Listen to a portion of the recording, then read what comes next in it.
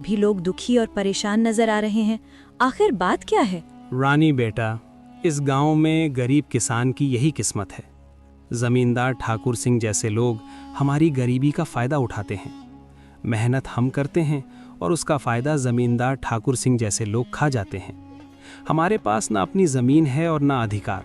हम गरीब किसान बस मेहनत करते हैं और भूखे रहते हैं। किसानों की ऐसी दयनीय स्थिति को सुनकर रानी बहुत दुखी हो जाती है। पिताजी, आप चिंता मत कीजिए। अब मैं आ गई हूँ और ये अन्याय अब और नहीं चलेगा। आज से मैं आपके साथ खेतों में काम करूंगी और उस लालची जमींदार को उसी की शर्तों में बांध दूंगी।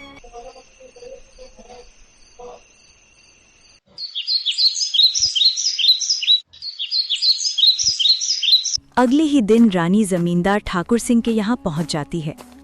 अरे रानी, तुम यहाँ? कहो क्या बात है? मुझे ठेके पर कुछ जमीन चाहिए। तुम तो एक लड़की हो, अब तुम खेती करोगी? अरे तुम अभी बच्ची हो, तुम्हारे अंदर इतना दम नहीं है। तुम पढ़ी लिखी लड़की हो, खेती नहीं कर पाओगी।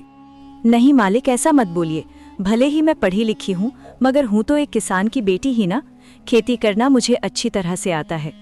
अच्छा चलो ठीक है, तुम्हारी बात मैं मान लेता हूँ। वैसे भी काम का क्या रह गया है, पढ़ लिख कर तो सभी ऐसे ही बेरोजगार घूम रहे हैं। आपका बहुत बहुत धन्यवाद मालिक। अरे धन्यवाद बाद में दे देना, पहले मेरे नियम और शर्तों को सुन लो। आपकी क्या शर्त है मालिक, बताइए। जमींदार ठाकुर सिंह, ये तो बच्ची है। इस बार कुछ ऐसी शर्त बता देता हूँ जिससे इसकी सारी फसल मेरी हो जाएगी। वैसे भी इसके पिता महेंद्र साल में गेहूं ही लगता है, तो ये भी गेहूं ही लगाएगी। अच्छा रानी सुनो, तुम जो भी फसल लगाओगी उसका आधा हिस्सा मैं रखूंगा और आधा हिस्सा तुम रखोगी, लेकिन ऊपर का हिस्सा मैं रखूंगा और नीचे का हिस्सा तुम रखोगी। अगर तुम्हें मेरी ये शर्त मंजूर है तो बोलो। ठीक है मालिक, मुझे आपकी शर्त मंजूर है, ऐसा ही होगा। अगले दिन से रानी अपने पिता के साथ खेतों पर काम करना शुरू कर देती है। रानी ने इस बार धान के बजाय प्याज की फसल लगाई और कुछ महीने बाद फसल तैयार हो गई।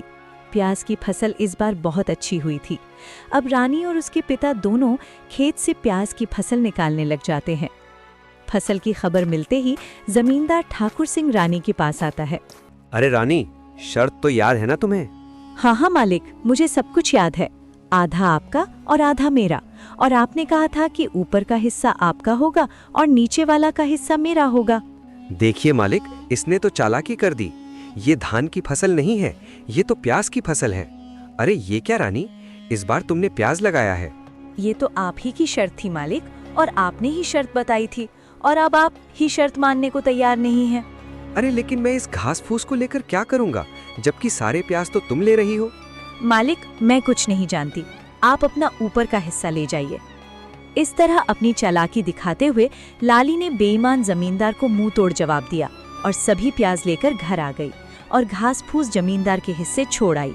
मालिक, पूरे गांव में आज तक किसी ने भी आपसे चालाकी दिखाने की हिम्मत नहीं की, और ये महेंद्रा की बेटी रानी इतनी आसानी से आपको बेवकूफ बना गई।